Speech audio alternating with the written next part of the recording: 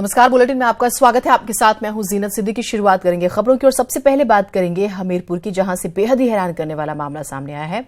हमीरपुर में एक ही परिवार के 5 लोगों की पत्थर और हथौड़ों से वार करके हत्या की गई है। घर के अंदर हुई इस वारदात से हड़कंप मचा हुआ है। पूरी रिपोर्ट देखिए। इन चीखों को जिसने भी सुना ताउम्र भूल नहीं सकता। जिस घर में कल तक एक भरा पूरा परिवार रहता था, आज वहां लाशें पड़ी हैं। 5 लोगों की लाशें। पूरा इलाका इस वारदात से हिल गया है। बड़े ही बेरहमी से सभी को मौत के घाट उतारा गया। दरिंदों ने न बच्चों को छोड़ा और न ही बुजुर्ग को। वहीं इस घटना के बाद पुलिस और प्रशासन के अधिकारी पहुंचे और कहा कि घटना के पीछे जो भी होगा बहुत जल्द सलाखों के पीछे होगा। ये बहुत ही दुर्भाग्यपूर्ण और एक दुखद घटना है जिसमें इस परिवार के 5 लोगों की हत्या हुई है। और ये श्री नूर बख्शी का परिवार है जो कि 2016 के कलेक्ट्रेट के रिटायर्ड कर्मचारी रहे हैं। और पुलिस के सभी वरिष्ठ अधिकारी यहाँ मौके पर हैं और कार्रवाई की जा रही है। कारणों की तह में भी हम जाकर के जो है इसकी छानबीन कर रहे हैं कि किन कारणों से ये हत्या की घटना जो अंजाम दी गई है। और इतना हमें विश्वास है कि गहराई से छानबीन करके शीघ्र से शीघ्र इस घटना का अनावरण करने में हमारी टीमें जो लगी हुई हैं वो सफल होंगी।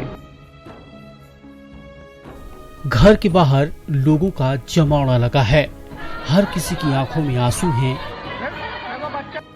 जानकारी के बाद सरकार में राज्य मंत्री बाबूलाल निषाद भी पहुंचे और सच सामने लाने की बात कही। वारदात सदर कोतवाली क्षेत्र में हुई।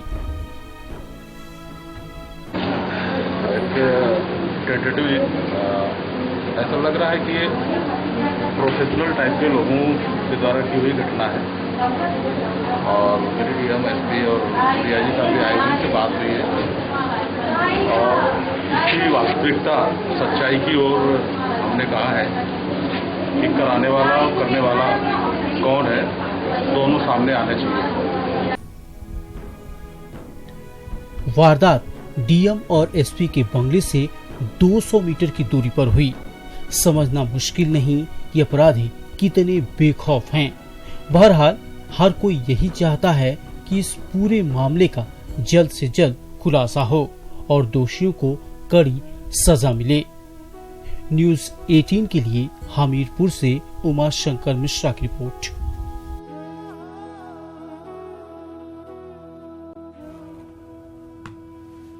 उमा शंकर हमारे साथ, हमारे सहयोगी जुड़े हुए फोन लाइन पे। उमा शंकर, वजह कोई समझ में आई? किसी तरह की कोई पुरानी रंजिश या अलग अलग एंगल्स की जब बात हो ही रही है तो क्या क्या और बातें निकल कर आ रही हैं? जीनत, मैं बता देना चाहता हूँ, ये हमीरपुर के मुख्यालय का मामला है। पुलिस पूरी रात इसमें जांच करती रही है। अभी सुबह 4 बजे 100 उठे हैं और 100 को अभी भेजा गया है। तो देखा, अभी तो प्रथम दृष्टया पुलिस इसमें कुछ भी नहीं कहने को तैयार है, लेकिन कहीं ना कहीं पुलिस की जो सुई है वो परिजनों पर ही जा रही है कि पारिवारिक विवाद की वजह से हो सकता है, जायदाद की वजह से हत्या की गई हो। क्योंकि जो कांड हुआ है वो बड़े आराम से घर में घुस करके 5 लोग जब थे, 5 लोगों को हथौड़े और पत्थर से कुचल करके हत्या की गई है। तो निश्चित तौर पे इतना उमाशंकर, एक चीज बहुत देखिए उमाशंकर, सभी के जहन में ये बात आएगी। पहले तो ये कि परिवार किस तरह का था, कितने लोग रहते थे, और अगर घर में घुसकर किया गया, अगर ईंट पत्थरों से हमला होता है तो चीखें तो आती हैं बाहर। तो क्या कोई नशीला पदार्थ खिलाने के बाद ऐसा किया गया? ये बात सत्य जीनत। देखिए, इसमें 4 से 5 लोग लगभग होंगे, क्योंकि ये जो नूर बख्श का परिवार है ये सदर मुख्यालय के लक्ष्मीबाई तिराहे पर ही परिवार रहता था। मुस्लिम समुदाय का परिवार है। और इसमें जो नूर बख्श हैं वह कलेक्ट्रेट में कर्मचारी थे जो 3-4 साल पूर्व भी रिटायर हुए थे। उनके 2 लड़के थे, एक लड़का घर और उनकी बहू और उनकी बेटी और बेटी की एक नातिन, और इसके अलावा लड़के की भी एक लड़की 16 वर्षीय बच्ची जो घर में अकेली थी। और नूर बख्श और एक लड़का और बहू, ये लोग गए थे एक शादी में बाहर जहानाबाद। तो देखा जाए तो वो शादी में गए हुए थे, तब उनका एक लड़का और उनके परिवार पूरे और नातिन सहित जब घर में थे 5 लोग, तब ये हत्याकांड को किसी ने अंजाम दिया है। नहीं, हालांकि मरने वालों में कौन कौन, क्योंकि बच्चे कौन कितने हैं, महिलाएं कौन है, उस हिसाब से भी थोड़ा सा बताइएगा। मरने वालों में से 2 महिलाएं हैं, जो महिलाओं में एक 16 साल की लड़की है और एक जो है नूर बख्श की बहू है और एक उसका लड़का है और एक जो भांजी है, जो नातिन है, वो रहती थी 4 वर्ष की बच्ची है, उसको भी सर से कुचला गया है। और सबसे बड़ी बात, एक बुजुर्ग है लगभग 65 साल की, वो वृद्धा है, उसको भी मारा गया है। तो लाशें जो थी वो जब घर के अंदर जैसे ही घुसते हैं तो बगल वाले कमरे के बेड पर एक लड़की 16 वर्षीय की थी, उसकी पड़ी गई थी, जो सर पे वार किया गया है और एक मासूम 4 साल की बच्ची थी, उसकी भी हत्या की हुई है। कुल मिला के देखा जाए तो एक वृद्धा और एक लड़का जब भागने लगे हैं तो भाग करके उनको पकड़ा गया है और वो गैलरी में उनकी हत्या की गई है। और सबसे कमरे के अंदर एक लाश पड़ी थी, क्योंकि 5 हत्याएं जो हुई हैं वो अलग अलग जगह पड़ी हैं पूरे घर में।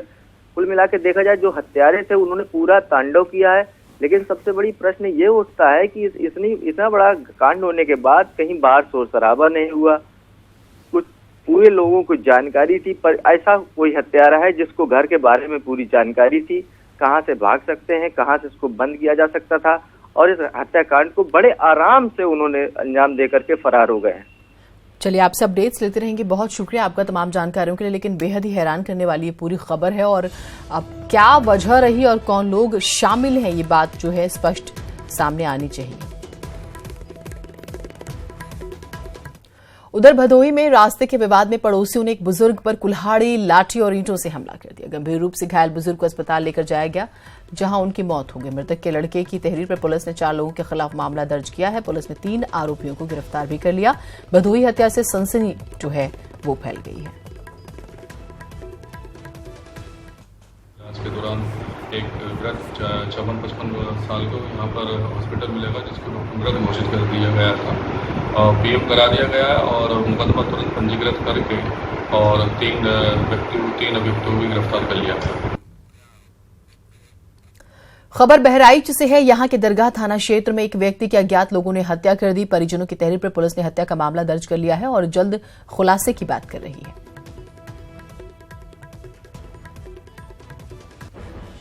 डेड बॉडी को पीएम के लिए भेज दिया गया है, तहरीर मिल गई है, मुकदमा पंजीकृत कर लिया गया है, अज्ञात में मुकदमा लिखा गया है और आगे की अब तफ्तीश होगी, तदनुसार अगली की कार्रवाई की जाएगी। उसके चेहरे पे प्रथम दृष्टया उसके चेहरे पे चोट के निशान थे, जिससे ये लगता है कि किसी लकड़ी वकड़ी से या किसी ईटा उटा से मारा गया है।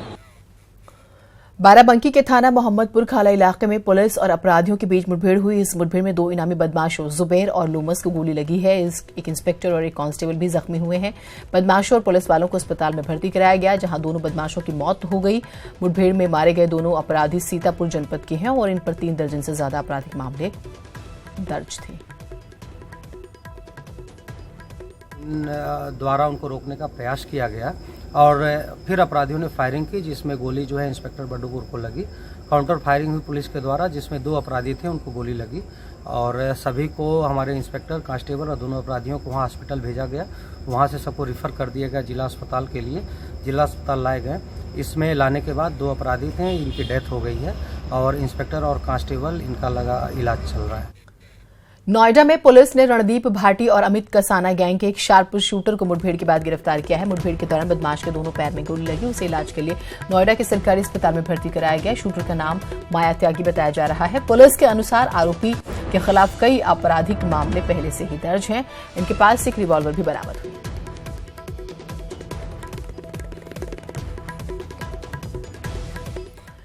जेलों की व्यवस्था चुस्त करने के लिए कवायद शुरू हो गई है। डीजी जेल आनंद कुमार की सिफारिश पर 21 जेलर, 44 डिप्टी जेलर का तबादला किया गया। एक ही जेल में कई सालों से डटे जेल कर्मियों का भी तबादला हुआ है। तो देखिए, इस तबादले के जरिए ये माना जा रहा है और संभावनाएं भी और हो भी सकता है कि शायद जो जेलों के अंदर एक पूरा सिस्टम चलता है उसमें कुछ चेंजेस आएंगे और सख्ती होगी। हम जो है कल ही हमने आपको खबर दिखाई जिसमें कुछ अपराधी जो हैं वो रायबरेली जेल और उन्नाव जेल का जिक्र करते हैं और उनका अपना एक कानून चलता है तमंचा लहराते हुए। तो उस हिसाब से इस तरह की तस्वीरें बाहर न आए। मुन्ना बजरंगी प्रकरण भी जो है सामने है। तो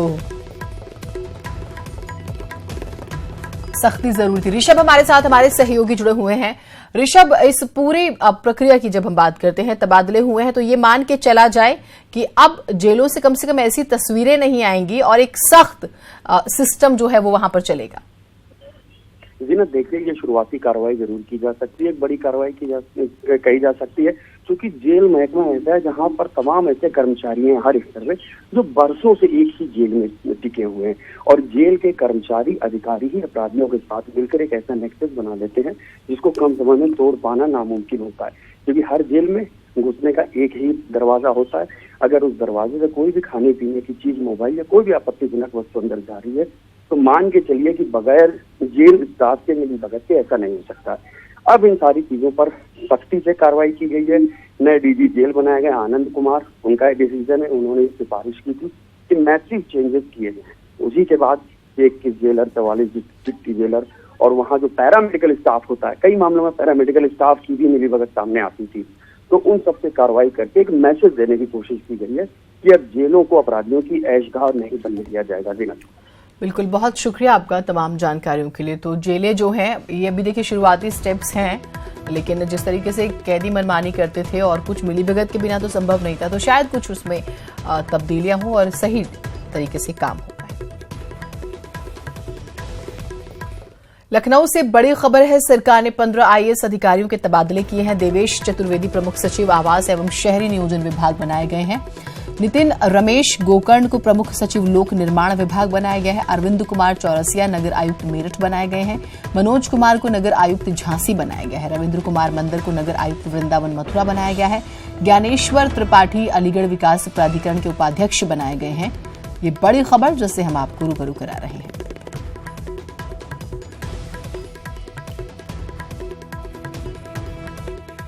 शाहजहांपुर में उस समय हड़कंप मच गया जब गल्ला व्यापारी के मुनीम से बदमाशों ने स्कूटी समेत 7 लाख रुपए की लूट कर ली।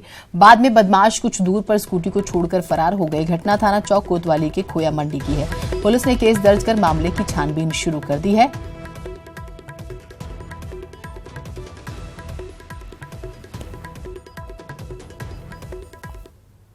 खोया वाली गली में एक लूट की घटना हुई है। एक मुनीम हैं शर्मा जी के, वो अपना पता है पैसा लेके जा रहे थे, उनके साथ एक घटना घटित हुई। उनसे तहरीर ले ली गई है, तहरीर लेके मुकदमा पंजीकृत करके कार्रवाई करी जा रही है। किस तरह से घटना बता रहा है? वो मोटरसाइकिल से, स्कूटी से इधर से जा रहे थे, 2 लोग मोटरसाइकिल से आए और उनके स्कूटी लेके चले गए। स्कूटी में ही कैश था, स्कूटी मिल गई। गाजियाबाद के सिहानी गेट थाना क्षेत्र में 20 जून को निजी फार्म हाउस में हुए सगाई समारोह में हर्ष फायरिंग का वीडियो वायरल हुआ है। इसमें कुछ युवक अवैध हथियारों से फायरिंग कर रहे हैं। बताया जा रहा है कि इस हर्ष फायरिंग में कुछ युवक सिहानी गांव के हैं, कुछ युवक दुहाई गांव के हैं, जो वर पक्ष की तरफ से इस सगाई में शामिल हुए।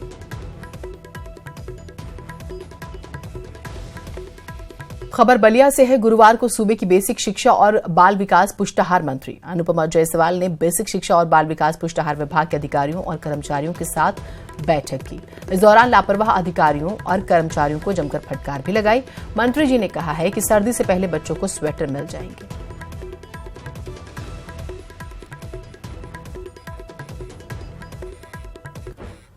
गोरखपुर में पेट्रोल पंप पर खड़े मिनी ट्रक में अचानक से आग लगने से हड़कंप मच गया। इस दौरान ट्रक के ड्राइवर ने कूदकर अपनी जान बचाई। स्थानीय लोगों की मदद से पेट्रोल पंप के कर्मचारियों ने आग पर काबू पा लिया। मामला कैंट थाने के रेल म्यूजियम के पास का है।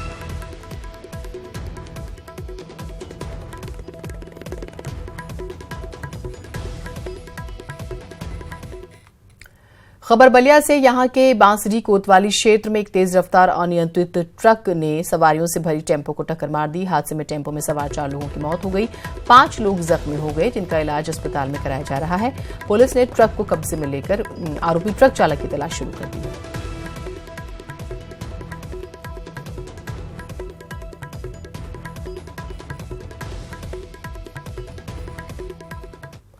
अलीगढ़ के रहने वाले एक युवक ने आरोप लगाया है कि ट्रेन में कुछ लोगों ने उसके साथ मारपीट की। युवक के मुताबिक वो अलीगढ़ से बरेली पैसेंजर में सफर कर रहा था, तभी राजघाट नरौरा स्टेशन के पास कुछ लोग ट्रेन में आए और उसके साथ मारपीट की, अभद्रता की। पीड़ित युवक ने जवा थाने में तहरीर देकर कार्रवाई की मांग की है। पुलिस ने FIR दर्ज कर ली।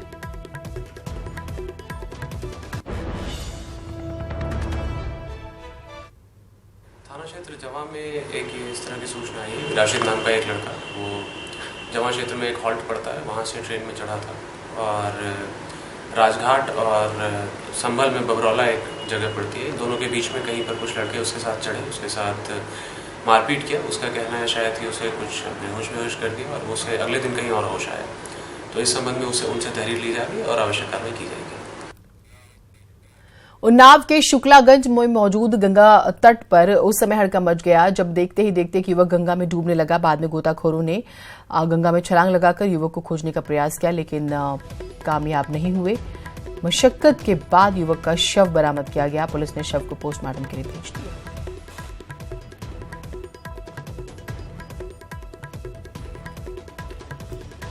तो देखिए, एक युवक जो है, अब ये माना जाए कि क्या उसने खुदकुशी की, क्योंकि उसने गंगा में छलांग लगा दी थी। हालांकि गोताखोरों ने बचाने की कोशिश की, लेकिन देर हो गई और काफी मशक्कत के बाद उसका शव जो है वो बाहर निकाला गया। उन्नाव से ये खबर है।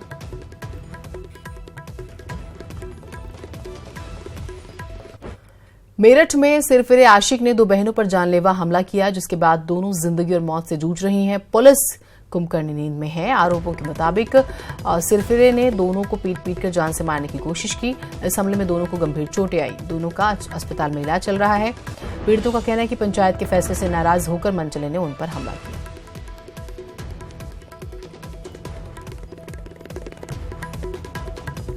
तो छेड़खानी का विरोध किया, पंचायत हुई, पंचायत ने कुछ सजा सुनाई। उससे नाराज होकर आरोपी युवक ने जो है दोनों बहनों पर जानलेवा हमला कर दिया।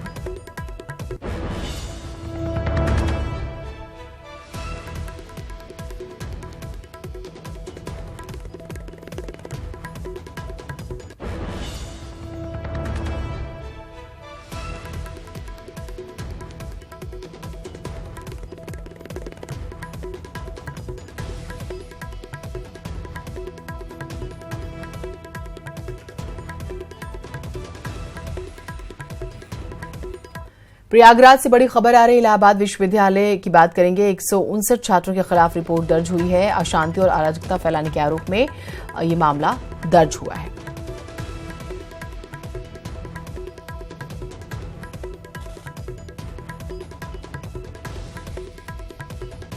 तो देखिए, माहौल खराब करने की वजह से 159 छात्रों के खिलाफ रिपोर्ट दर्ज की गई है। इलाहाबाद विश्वविद्यालय की हम बात कर रहे हैं। इन पर आरोप है कि इन्होंने अशांति फैलाई, माहौल खराब किया।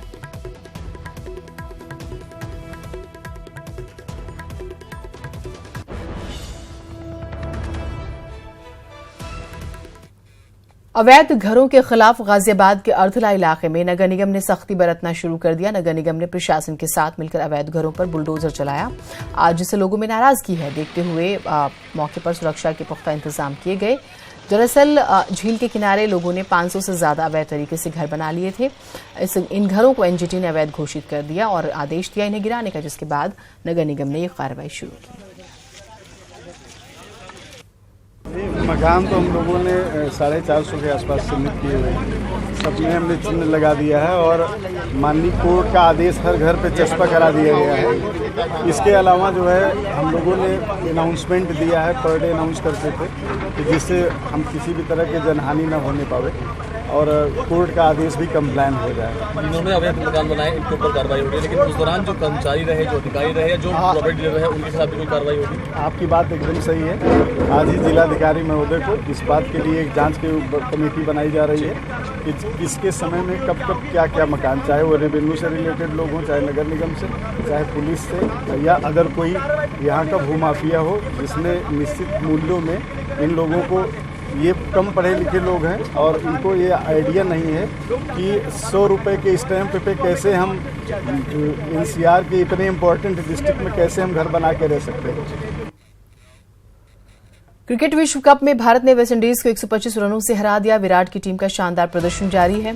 भारत 11 अंकों के साथ 10 टीमों की अंक तालिका में दूसरे स्थान पर पहुंच गया है।